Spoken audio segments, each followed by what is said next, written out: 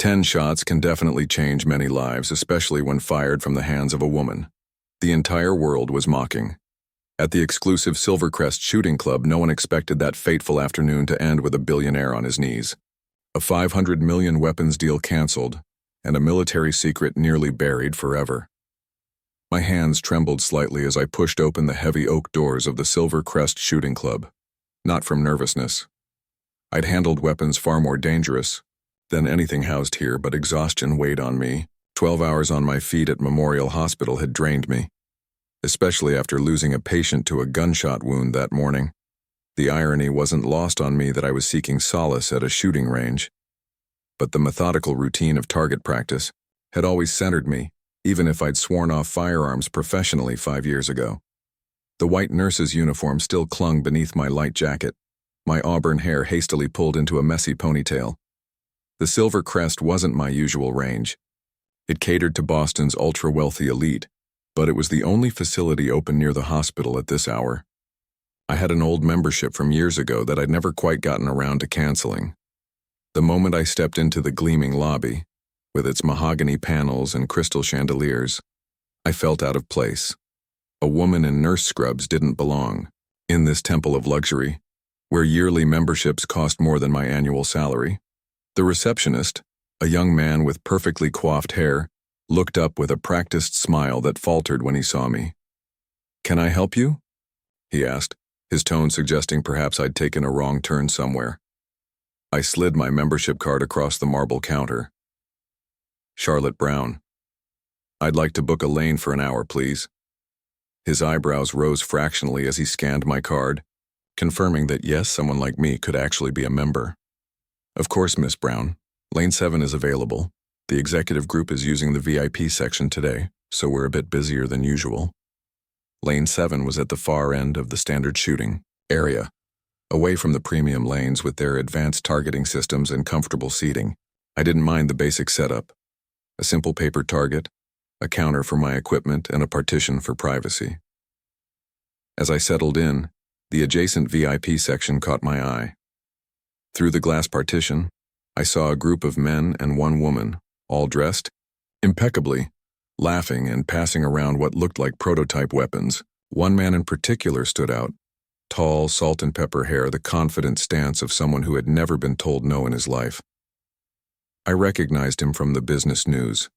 Robert Blackwell, CEO of Blackwell Defense Systems, one of the largest weapons manufacturers in the country. I turned away, focusing on my own lane. The range offered rental firearms, but the selection was limited for non-VIP members. I settled for a standard Glock 19. Nothing fancy, but reliable. As I loaded the magazine, a burst of laughter from the VIP section broke my concentration. "I'm telling you, Jackson, this deal will put us in a whole new league. The buyers are willing to pay triple market value, no questions asked." Blackwell's voice carried clearly. $500 million for the prototype alone. Another $1 billion when full production starts. The woman in the group, tall, blonde, with sharp features, looked uncomfortable. "Robert, maybe we shouldn't discuss this so openly." Blackwell waved dismissively. "Relax, Victoria.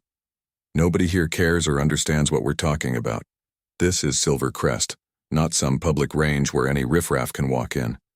His eyes drifted to me momentarily, his lips curving into a condescending smile. I pretended not to notice, focusing on my stance as I prepared to fire. I purposely tensed my shoulders, gripped too tightly, and stood with my feet too close together, the stance of an amateur. I fired my first shot. It went wide, missing the target completely. The laughter from the VIP section grew louder. "Hey Jackson, come look at this," Blackwell called to one of his companions. "Looks like Florence Nightingale here thinks she's Annie Oakley." I fired, again missing the target by an even wider margin. More laughter. I let my hands shake visibly as I lowered the gun, playing up the appearance of nervousness. "Maybe she's looking for a career change," another man called out. "From saving lives to, well, definitely not taking them." The group erupted in laughter. I felt heat rise to my cheeks, not from embarrassment but from anger. These were the people who profited from the very weapons that put people in my emergency. Whom I fired a third time, making sure to jerk the trigger clumsily. Another miss. Blackwell set down his drink and sauntered over to the partition separating our sections. "Having a bit of trouble there, sweetheart?" he called, his voice dripping with mock concern. I looked up, feigning surprise that he was addressing me. "Just a bit rusty," I replied, keeping my voice small and meek. "Don't get much time to practice between shifts." Blackwell exchanged amused glances with his friends. "Well, allow me to offer some assistance. After all, we at Blackwell Defense Systems consider ourselves experts in the field." He gestured to one of the staff members. "Open the partition, would you? Let's give our healthcare hero here a proper lesson." The partition slid open, and suddenly the barrier between their world and mine disappeared. The scent of expensive cologne and aged whiskey washed over me as Blackwell and his entourage invaded my space. "I'm really okay," I protested weakly, playing the part of the intimidated nurse. I was just about to finish up anyway. The men filed into my lane, their expensive suits and watches worth more than I made in a year at the hospital. One of them, a silver-haired man with cold blue eyes, looked me up and down with undisguised contempt. "Robert, are you sure about this? I doubt she even knows which end of the gun to hold." Another laughed, swirling amber liquid in a crystal tumbler. "Maybe she's better at giving shots than taking them." Their laughter felt like a physical force pushing against me. I let my shoulders curl inward, my eyes downcast, the body language of someone used to being dismissed and overlooked. The more they underestimated me, the less they guarded their words and actions. And I needed Blackwell comfortable enough to slip, to reveal something I could use. "Nonsense," Blackwell insisted, taking the Glock from my hands with casual disregard for basic gun safety that made me wince internally. "This rental piece is your first problem. You need a real firearm." He snapped his fingers, and one of his associates handed him a sleek custom pistol with the Blackwell Defense logo emblazoned on the grip.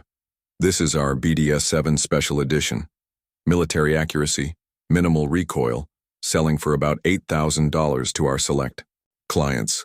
He held it out to me, grip first. "Go ahead, give it a try." I hesitated, letting uncertainty play across my face. "I don't know if I should." Blackwell pressed the gun into my hands. "I insist. In fact, let's make this interesting." He turned to his friends with a wolfish grin. $100,000 says our nurse friend here can't hit the target with 10 shots. The woman, Victoria, frowned. "Robert, that's enough. Leave her alone."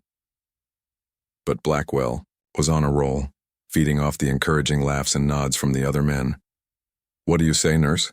10 shots, center mass. You hit it, I write you a check right here and now. You miss, well..." His eyes traveled over me in a way that made my skin crawl.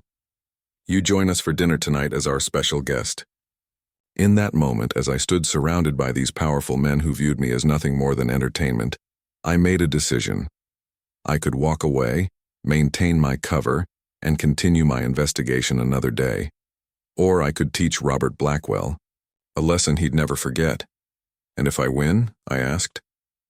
Blackwell laughed, genuinely amused by my question.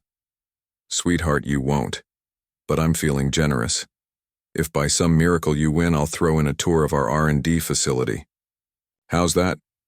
You can see how the big boys make the toys that keep America safe." I looked down at the gun in my hands, feeling its perfect balance, the smooth grip, the flawless engineering. "All right," I said softly. 10 shots." Blackwell clapped, his hands together in delight. "Excellent. Jackson, set up a fresh target." The new target was set up, a standard human silhouette at 25 yards. I took my position deliberately, standing with poor form. I raised the gun, letting my hands shake visibly. My first shot went wide, missing the target entirely. The men burst into laughter, Blackwell loudest of all. 9 more chances, sweetheart." I nodded, adjusting my stance slightly. The second shot clipped the edge of the target, technically a hit, but nowhere near center mass. More laughter, though slightly less confident. For the third shot, I improved my stance just a bit more, hitting the outer ring of the target. I could see confusion beginning to replace amusement on some faces. By the fourth shot, which landed closer. To center, the laughter had died down completely. Beginner's luck, Blackwell muttered, but there was an edge to his voice now. The fifth shot hit dead center, a perfect bullseye. Silence fell over the group. I turned to Blackwell, my posture now completely transformed. Gone was the timid nurse, replaced by someone who stood with the confidence of years of elite training. 5 more shots, Mr. Blackwell. Would you like to adjust our bet? His face had lost some of its color, but pride kept him from backing down. Deal's a deal, he said stiffly. I smiled, then gave a predator's smile that I'd kept hidden for 5 years. Actually, I'd like to propose a new deal. I ejected the magazine, checked it with practiced efficiency, and slammed it back home with a crisp movement that spoke volumes to anyone with military experience. These next 5 shots will be against 10 different targets, moving targets at 50 yards. If I hit them all, you give me complete. The men in the group weren't dismissing me or underestimating me. There was something calculated in her gaze, not hostility, but careful assessment. Victoria stepped slightly away from the group, positioning herself where she could watch both, me and Blackwell. Robert, she said in a measured tone, I believe we should reconsider this wager. Blackwell ignored her again, his pride overriding any caution she might have advised. Victoria's lips tightened into a thin line. She pulled out her phone discreetly, typed something quickly, then returned it to her pocket. The moving targets were set up. 10 small discs that zipped across the range at different heights and speeds, a challenging test for most professional shooters, let alone someone who claimed to be out of practice. Ladies first, Blackwell said, gesturing to the firing line with forced bravado. I took my position, feeling a calm settle over me that I hadn't experienced in years. This was what I was made for, what I had spent thousands of hours perfecting, before tragedy forced me to walk away. The first target launched, and I tracked it with fluid precision, squeezing the trigger at the exact moment. The disc shattered. Without pausing, I acquired the second target, then the third. Each shot found its mark with unerring accuracy. By the 5th target, the silence in the room was absolute, broken only by the crack of gunfire and the sound of discs exploding. When the 10th target burst into fragments, I lowered the weapon and turned to face Blackwell. His face had gone ashen, his earlier arrogance replaced by a dawning realization that he had severely underestimated his opponent. Who are you really? He whispered. Before I could answer, a new voice joined the conversation from the doorway. She's the ghost. All heads turned to see a tall, broad-shouldered man with a military bearing standing at the entrance to the VIP section. Daniel Morrison, my former commanding officer, dressed in civilian clothes but unmistakable to me. And she's the best damn shot I've ever seen. Blackwell looked between Morrison and me, confusion and fear battling for dominance on his face. The ghost? What is this, some kind of joke? Morrison stepped further into the room, his presence commanding immediate respect. Charlotte Brown, or as she's known in certain circles. The ghost, top sniper in the Special Operations Task Force 37. Confirmed eliminations of high-value targets in conditions that would make most operators quit, until she walked away 5 years ago. His eyes met mine, filled with a mixture of pride and sadness. I always wondered what happened to you, Brown. I kept my expression neutral, though inside emotions threatened to overwhelm me. Morrison had been more than a commanding officer. He'd been a mentor, almost a father figure. Life happened, sir. People died. I decided to start saving lives instead of taking them. Victoria stepped forward, her eyes sharp with realization. You're investigating us. This isn't a coincidence.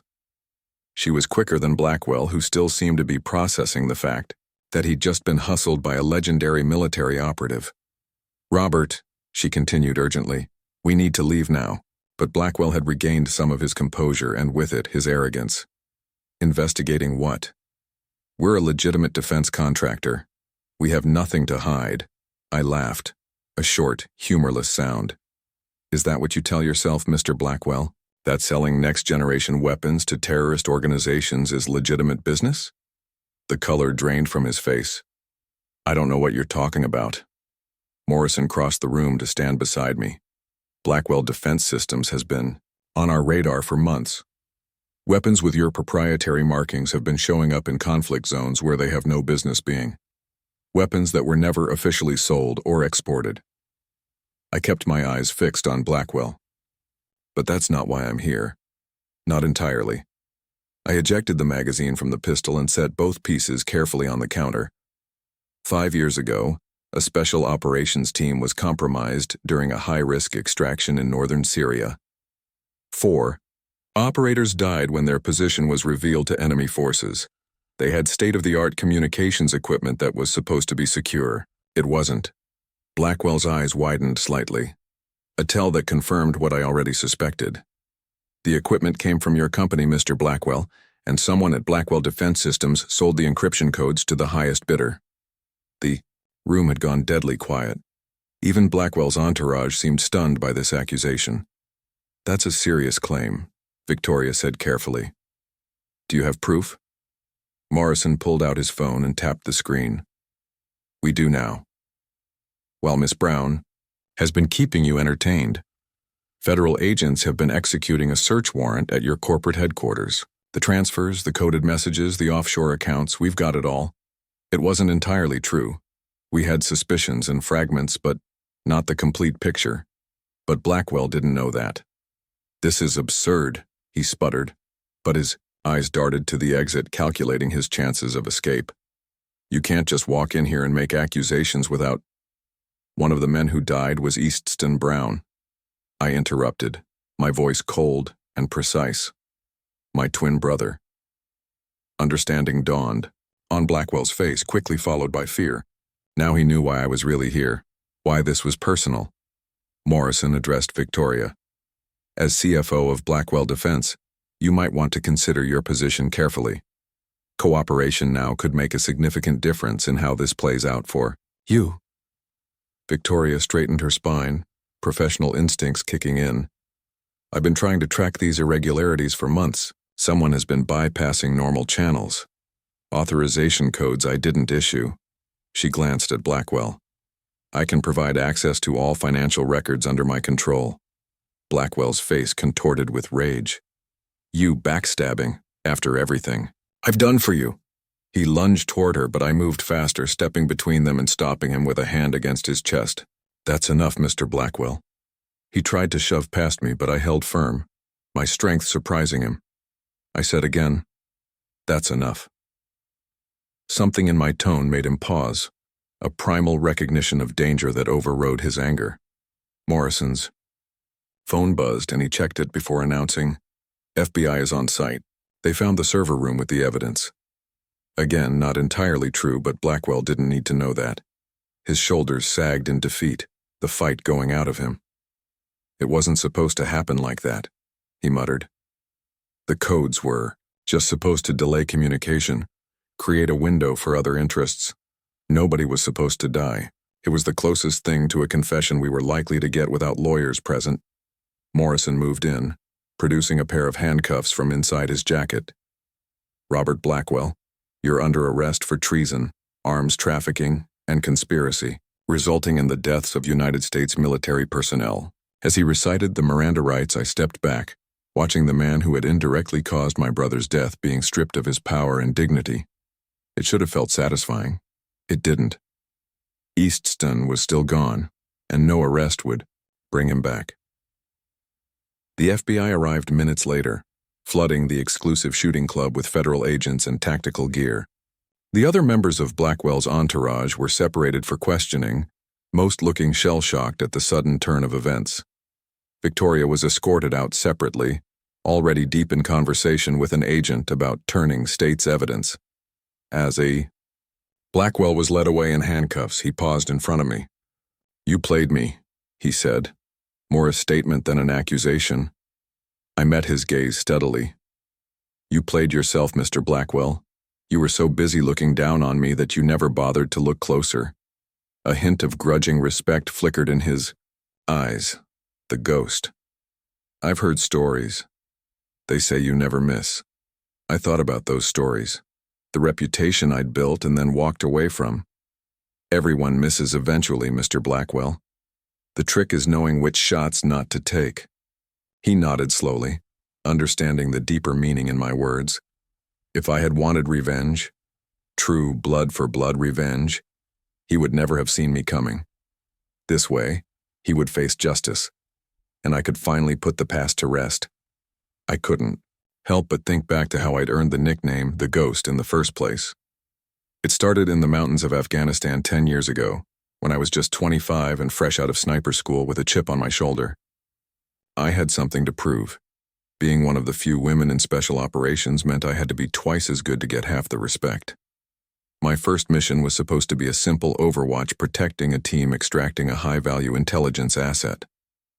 But when the operation went sideways and an ambush separated the team from their extraction point, I held a rebel line alone for 27 hours, taking out 17 hostiles without giving away my position once.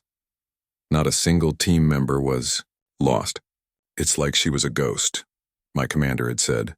The name stuck, and a legend was born. Over the next 5 years, I was deployed to places even my team didn't know existed. Officially, I was a communication specialist. Unofficially, I was the insurance policy when diplomatic solutions failed. Eastston, my twin brother, followed me into the service 2 years after I joined. We'd been inseparable growing up in rural Montana. The night before his first deployment, we sat on the roof of our parents' house like we used to as teenagers, sharing a bottle of whiskey beneath the Montana stars. "You scared?" I asked. He looked at me with those eyes that mirrored my own. The only physical trait we truly shared beyond our height. Terrified, he admitted, then grinned. But excited too. Finally get to use my brain for something that matters. "Just use it to stay alive," I told him. "I didn't spend 18 years sharing a womb in a room with you just to lose you to some stupid decision." He laughed. That deep, warm sound that always made people gravitate toward him. Says the woman who jumps out of perfectly good aircraft for fun and lies alone on mountaintops for days. "That's different. I'm careful." "No, Em, you're lucky, and very, very good at what you do." He clicked his glass against mine. "But I'm better." It became our thing, that competition. I'd call him after a successful mission. Deliberately vague on the details. 2 days, 4 shots, mission complete, beat that, and he would. 3 hours, 0 shots. Extracted 6 assets with full intel packages. Scoreboard, Eastston, 1, Charlotte, 0. We were opposites in so many ways. He was the thinker. I was the doer. But we shared an unbreakable bond that went beyond blood. On the rare occasions our missions aligned, command gave us special status. The Brown Paradox, they called us. Twice the effectiveness, half the footprint. Eastston could predict enemy movements. I could eliminate threats before they materialized. Together, we were nearly unstoppable. The last time I saw him alive was 2 days before the Syria mission. We were both at a forward operating base in Turkey, prepping for separate ops. Easton found me at the makeshift range running my pre-mission ritual. "You're doing that thing with your left eye again," he said by way of greeting. "Gonna throw off your long shots." I adjusted without comment. He was right, as usual. "Thought you were wheels up at 0600. Delayed. Sandstorm." He settled beside me, watching as I worked through my breathing exercises. "Got a weird feeling about this one, Em." That made me pause. Eastston didn't get feelings. He analyzed, assessed, calculated. Intel problems? Not exactly, just something feels off with the comms protocols. He lowered his voice. "New equipment from Blackwell Defense. Supposed to be unhackable, but the encryption feels familiar, like something I've seen before in less secure systems." "You report it?" "Yeah. Command said I was being paranoid, that it's been fully vetted." He shrugged, but the tension in his shoulders said he didn't believe it. "Anyway, I'll be fine. Got a good team. Sanchez, Wilson, Cooper." I nodded. "Good operators. I'll keep an eye on you from above, little brother." That always made him roll his eyes. I was only 3 minutes older, but never let him forget it. "You do that." He stood, hesitated, then pulled me into a quick, hard hug. Easton wasn't usually demonstrative. "See you on the other side." 3 days later, he was gone. The mission was supposed to be routine. Get in. Retrieve a compromised asset with critical intel. Get out. Easton was on the ground with the extraction team. I was overwatch, 2 clicks away on a rocky ridge. Everything was going according to plan, until their communications went dark. Through my scope, I watched in helpless horror as enemy forces closed in with uncanny precision, like they knew exactly where to strike. I took out as many as I could. It wasn't enough. I was too far.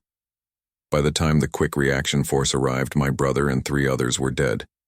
The official report cited equipment malfunction, but I knew better. Someone had sold them out. After Easton's funeral, I went off the grid. 6 months, no contact, conducting my own investigation. I traced the comms gear back to Blackwell Defense Systems, but every time I got close to proof, I hit a wall. With no support and my psych evaluations blocking any return to field ops, I made a choice. I would become someone else. Someone with access.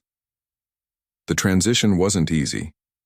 After a decade of military, precision and life or death decisions, civilian life felt painfully slow. The nightmares were worse. I'd wake up drenched in sweat, reaching for a rifle that wasn't there, seeing Easton's face through the scope as he died. My therapist, mandatory after 3 incidents at the firing range, offered blunt advice. You've spent your life protecting people from a distance. Maybe try protecting them up close. Nursing hadn't been my first choice. I considered law enforcement, private security, even teaching marksmanship. But one night in a Boston ER changed everything. A bar fight gone sideways. Not my fault. Mostly. I watched the trauma team work. The precision, the speed, the unity. There was something familiar in their eyes, focused, intense, the way special ops guys get right before insertion. They weren't ending death. They were fighting it up close and personal. You should get that looked at, a nurse said, nodding to my split knuckles. Her name tag read Sarah. She had the steady hands of a surgeon or a sniper. I've had worse. She raised an eyebrow, noting my posture. The awareness. Former military? I nodded. Thought so. She cleaned the wound. We could use people like you. People who don't panic. Who understand trauma.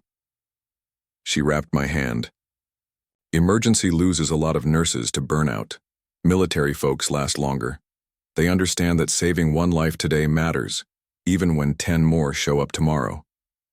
Something in her words struck deep. Maybe it was the idea of saving lives instead of taking them.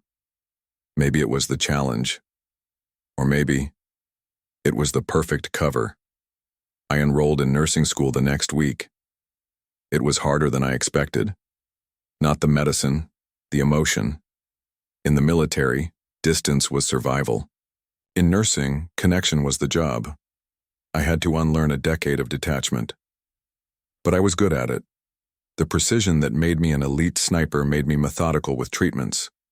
The calm that steadied me during firefights steadied me during code blues. I could still protect people, just differently. I graduated at the top of my class.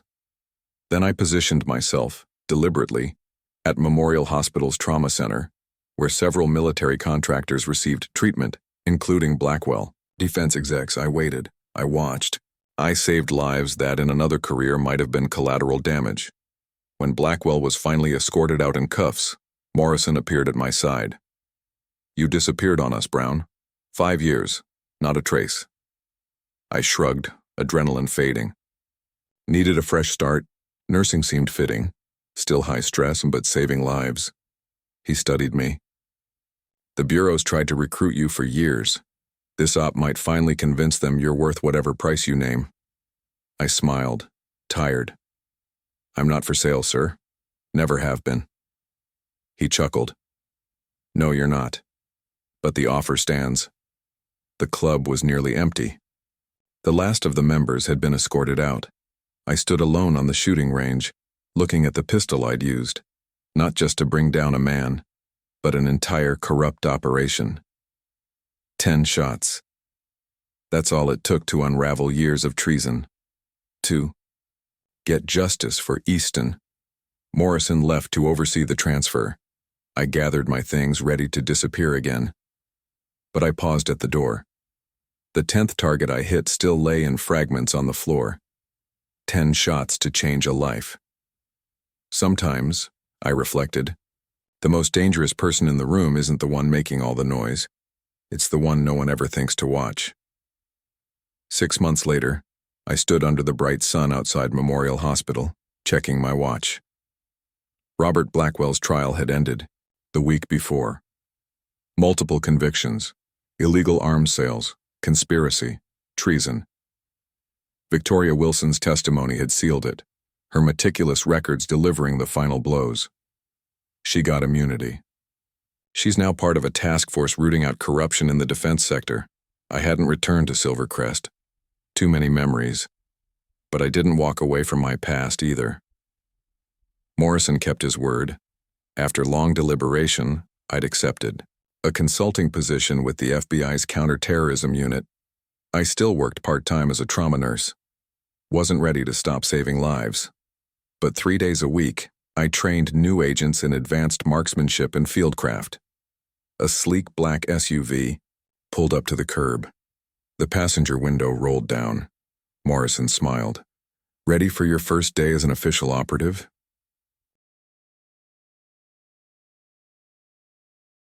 Consultant Ghost? I smiled, sliding into the passenger seat. Don't call me that.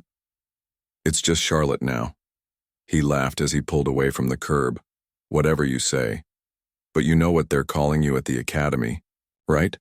I groaned, already knowing. The nurse who never misses. There was no real annoyance behind it.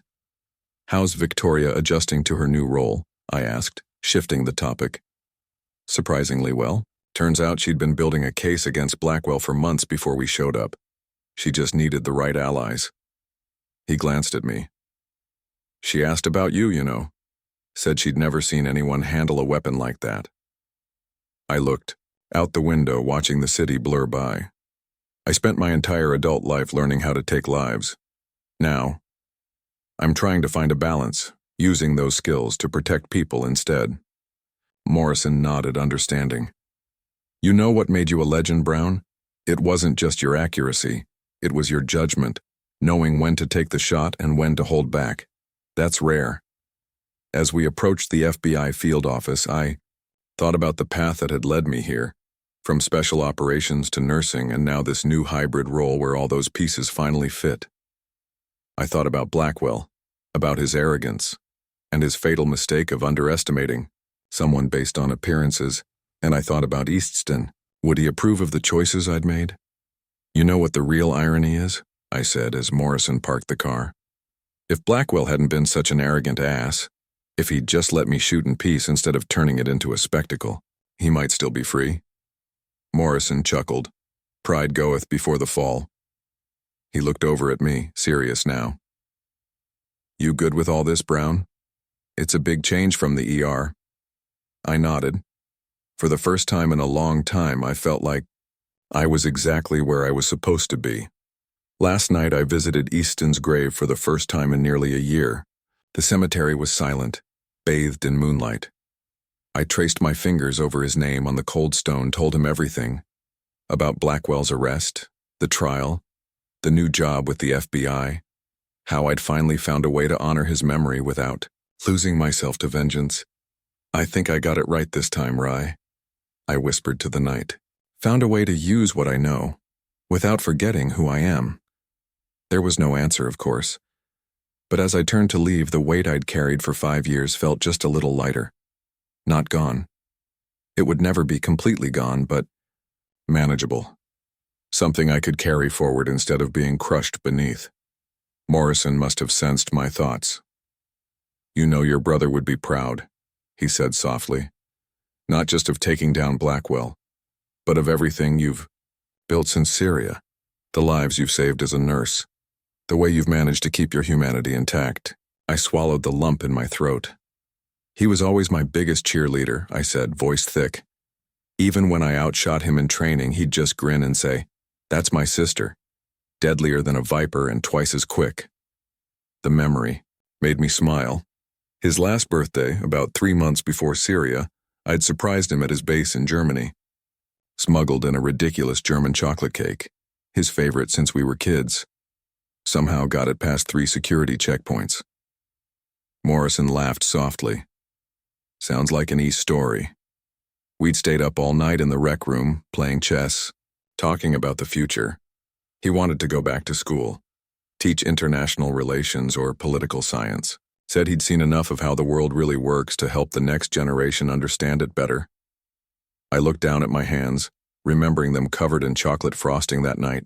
Eaststone had smashed cake into my face after I checkmated him. I'd grabbed his shirt, left chocolate fingerprints all over it. We laughed until we couldn't breathe, until the duty officer threatened to write us up. I miss him every day, I said finally. Not just the big moments, the small ones, the ridiculous coded messages he'd send, inside jokes no analyst would ever decode. The way he could fall asleep anywhere, his awful singing in the shower. I smiled again. He knew every ABBA song ever recorded, used to drive our unit crazy. Morrison nodded. The best ones leave the biggest holes. He hesitated, then added, They're naming the new training center at Quantico after him, the Easton Brown Tactical Communications Facility. Thought you should know. We walked into the building together, into a future I couldn't have imagined 6 months ago. I wasn't just a nurse anymore, and I wasn't just the ghost either. I was something new, someone who could save lives in more ways than one. And as for those 10 shots that had changed everything, they'd taught me that sometimes the most powerful weapon isn't the gun in your hand, but the truth you reveal when people underestimate you. Sometimes the quietest person in the room is the one you should fear the most. Not because they want to hurt you, but because they see through all your defenses down to the truth you're trying to hide. In the end, that's what brings justice. Not bullets. Truth. And the truth always finds its mark. Over the next hour, I was briefed on ongoing operations, tracking weapons similar to those Blackwell had sold, mapping out offshore accounts, identifying buyers and middlemen across 3 continents. There's a larger network, Rodriguez explained, pointing to the digital web on the screen. Blackwell was just one node. I studied the patterns, saw the vulnerabilities immediately. You're focusing too much on the weapons themselves, I said, rising to the screen. The real weakness is the communications infrastructure. These operations require encrypted channels. If Blackwell was selling access codes, others are too. I tapped 3 locations. That's your entry point. That evening, I stood on the rooftop of the FBI building seeking quiet. Perspective. The city stretched below me, glowing, alive. The door opened behind me. I didn't turn. I knew who it was. Thought I might find you up here, Victoria said, stepping beside me. She'd traded her corporate blazer for jeans and a simple blouse. She looked relaxed, free. Old sniper habits, I admitted, always seeking the high ground. She smiled in understanding. How was your first day? Overwhelming, familiar, strange, I said. I'm not sure which. We stood in silence, watching the lights flicker across the skyline. I've been thinking about that day at the range, she finally said. When you exposed Blackwell. After your 5th shot, I knew exactly who you were. Not your name, but what you were capable of. She looked at me. It was like watching someone step out of a disguise they'd worn so long. They'd forgotten what was underneath. I tilted my head. Why didn't you warn him? She laughed softly. Because he deserved what was coming, and because I knew he'd never face justice through normal channels. She paused. When I saw you, I saw justice, real justice, and I wasn't going to stand in its way. We're quite a pair, I said, smirking slightly. The insider and the ghost, she nodded. That's actually why I came. I've been approached by several defense contractors and the legit kind. After the Blackwell scandal, everyone's scrambling to clean house. They need people who understand both sides, technical and ethical. I'm building a team, Gio. Handed me a business card. Wilson Compliance Consulting. I could use someone with your perspective. I've already accepted Morrison's offer. It's not exclusive. 3 days with them, 2 with me. Think about it. She turned, to leave, then paused. Charlotte, for what it's worth, I think this is the real you. Not the ghost, not the nurse. This woman, who stands between worlds, who sees clearly, who refuses to choose between saving lives and seeking justice. She held my gaze. This is who you were always meant to be. She left me there, alone with the wind and the city lights. And she was right. Sometimes patience isn't just a virtue, it's a strategy. And sometimes the most satisfying victory isn't taking down your enemy. It's watching them fall under the weight of their own corruption. I may have left the ghost behind, but I carried one lesson forward. Never underestimate someone based on appearances, because you never know when the simple nurse might be the most dangerous person you'll ever meet, with a gun, with the truth, or with the quiet, relentless determination to see justice done. No matter how long, it takes 10 shots, 10 moments of perfect clarity, and the knowledge that some targets, the right ones, are always worth the wait.